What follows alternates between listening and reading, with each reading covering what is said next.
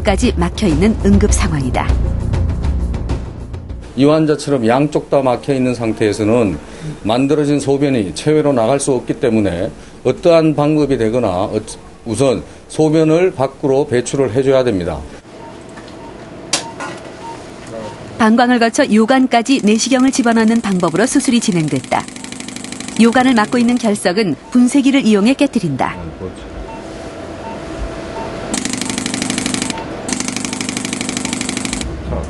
잘게 깨뜨린 돌은 요관에서 방광까지 끌어다 놓는다. 이제 방광에다 이렇게 끄집어 내놓으면 이거는 그냥 오줌 누면서 그냥 자연스럽게 빠집니다. 내시경 시술은 회복이 빠른 편이다. 시술 후에는 하루 2리터 이상의 물을 마셔 잘게 깨뜨린 돌이 소변과 함께 배출되도록 해야 한다. 약간 좀 찌릿찌릿한 느낌이 있고요. 그리고 돌도 가끔씩 조금씩 나오고 피도 좀 나오는 것 같고 그런 것 같거든요. 100kg이 넘는 강현식 씨는 결석이 생기는 원인을 알아내기 위해 24시간 소변과 혈액을 검사하는 대사 검사를 받고 있다. 이 환자 같은 경우는 돌이 왜 생기는지 병원에서 지금 현재 24시간 소변과 혈액 검사를 통해서 검사 중에 있고 정확한 기전은 밝혀져 있지 않지만 비만이 한 원인이 되지 않나 그렇게 생각하고 있습니다. 하버드 의대 약학과에서 발표한 논문에서는 비만과 결석의 관계에 대해 밝히고 있다. 체질량 지수 30 이상인 사람에게 결석이 생길 위험성은 그 이하인 사람에 비해 33%나 높은 것으로 나타났다. 비만과 결석 생성의 관계는 쥐 실험을 통해서도 확인할 수 있었다. 일반 쥐와 비만 쥐의 결석을 일으키는 성분을 먹이고 한 달 후 경과를 관찰했다. 그 결과 비만 쥐에서 결석이 월등히 많이 형성돼 있는 것을 확인할 수 있었다. 인체에 필요한 만큼의 영양분을 갖다 사용하고 나머지는 다 소변으로 배설을 하게 되는데 그 배설되는 그런 영양분이라든지 결석을 일으키는 성분이 많게 되면은 결국은 그것들이 소변 내에서 침전이 돼서 결석을 일으키는 것으로 되어 있습니다. 전체적으로 봤을 때 요로결석 환자의 60 내지 80%가 비만하다고 되어 있습니다. 결석이 특히 괴로운 것은 재발이 잦다는 데 있다. 하루도 빠지지 않고 운동을 한다는 김학수 씨. 지금까지 요로결석이 7번이나 재발했다. 아프다는 그게 신호가 오거든요. 그럴 때 조금 막 몸이 비틀어질 때는 막 허리가 잘라지는 것 같고 톱으로 막 쓰는 그런 기분이 들어요. 꾸준한 운동 덕분에 건강을 자신하지만 요로결석만큼은 피할 수가 없었다. 운동을 하며 유난히 땀을 많이 흘리는 김학수 씨. 근데 다른 사람들은 땀을 흘리면 물을 많이 먹는데 저 같은 경우는 물이 그렇게 안 땡겨요. 서울 강북구에서 7살 아이. 아침 운동 후 사우나를 찾아 다시 땀을 뺀다는 김학수 씨. 원래 땀이 많은 체질에다 물을 잘 마시지 않는 생활 습관이 요로결석을 7번이나 재발시킨 것은 아닐까. 결석 재발은 대개 1년 내에 7% 정도에서 재발을 하고 5년 내지 10년에 거의 50%에 육박하는 정도로 재발을 하게 됩니다. 결석이 있는 환자분들은 좀 환경적인 요인, 즉 수분을 섭취한다거나 구연산 이런 거를 섭취한다거나 등의 본인의 노력을 좀 하셔야 되는데 그 노력의 부족 때문에 생기지 않나 싶습니다. 수분 섭취와 결석은 어떤 관계가 있을까? 한 대학 임상병리학과의 도움을 얻어 간단한 실험을 해봤다. 3개의 시험관에 결석의 성분인 수산칼슘 일정량을 넣고 물의 양을 다르게 넣었다. 그 결과 물의 양이 많을수록 수산칼슘 성분이 빨리 희석되는 걸 확인할 수 있었다. 소변을 빠져내려갈 때도 거의 95% 이상은 물입니다. 물이 없이 빠져내려가면 상당히 고통을 받을 겁니다.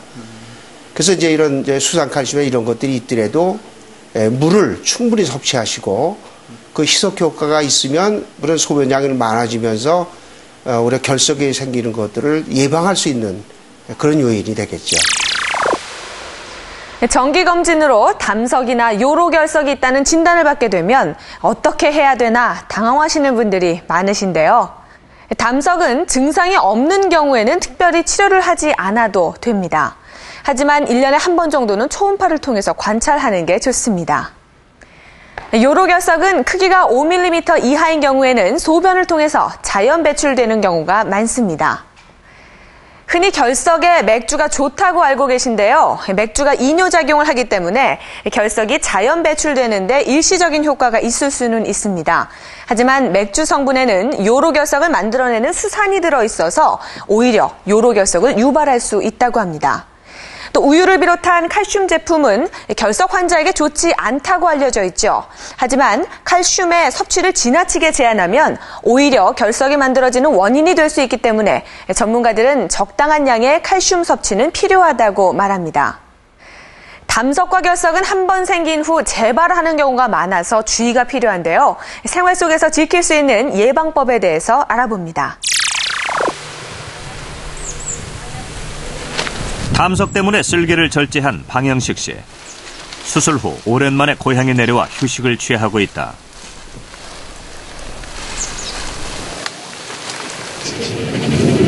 쓸개를 떼어낸 흔적은 몇 개의 작은 상처로 남아있다. 큰 불편함은 없지만 아직은 움직일 때마다 통증이 느껴지곤 한다. 그럼 되죠? 조금은 그래도 조금 땡기고 움직일 때 조금씩 땡기니까 그게 좀 있더라고요. 그래도. 수술을 받은 아들을 위해 식사 준비에 더욱 신경을 쓰는 어머니. 처음엔 사람 몸에 돌이 생긴다는 걸 이해하지 못했다. 그런 담석질하는 것도 알도 못했으면은 그게 뭔지 모르고 근데 저 딸 얘기 들으니까 돌팍 들었다 온다고 그래요.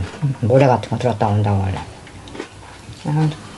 혼자 먹으니까 모래도 먹은 게라고 그러고서 말았죠. 모래를? 그럴 생각이죠. 당분간 기름기 있는 음식은 피해야 하기 때문에 담백한 채소 위주의 반찬으로 식사한다. 또 한 가지 달라지기 위해 노력하는 것은 천천히 식사하는 습관. 수술 전에는 다른 사람보다 2배 정도 빨리 식사를 하는 편이었다. 무의식중에 먹다 보면은 먼저 습관 똑같이 나오니까 일부러 이제 생각하면서 먹는 거예요. 어떻게? 천천히 먹자, 천천히 먹자. 식사 후 가볍게 산책을 하는 방영식 씨. 전엔 바쁜 일을 핑계로 운동을 거의 하지 못했지만 수술을 계기로 규칙적인 운동을 시작할 생각이다. 가장 좋은 방법은 우리가 통상 비만을 예방하는 방법들과 마찬가지입니다. 일반적인 성인에서의 웰빙을 위해서 마찬가지로 적당한 칼로리 섭취, 또 지나친 고지방 식이를 피하는 것, 적당한 운동, 이것이 관여를 하는 건 너무나 당연하고요. 결석 검사를 위해 병원을 찾은 남태견 씨.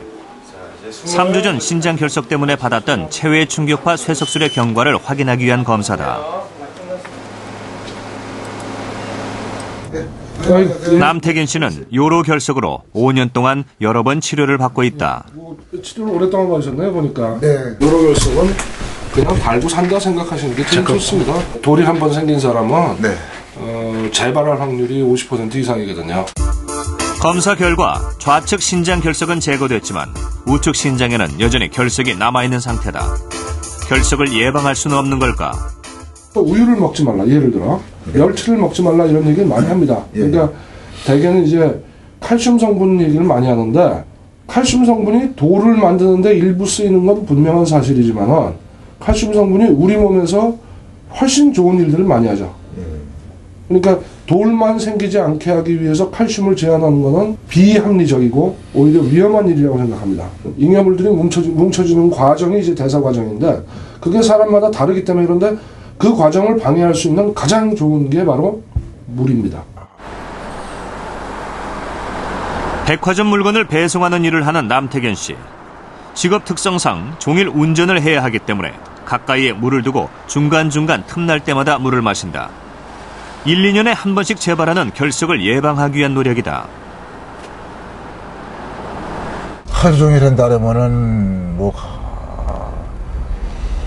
한 8개, 9개 정도, 10개는 안 되고 그 정도는 먹을 것 같습니다. 재발을 막기 위한 노력은 집에서도 이어진다. 저녁 식사를 준비하는 아내. 재발이 잦은 남편 때문에 집안의 식단도 결석에 좋은 음식으로 바꿨다.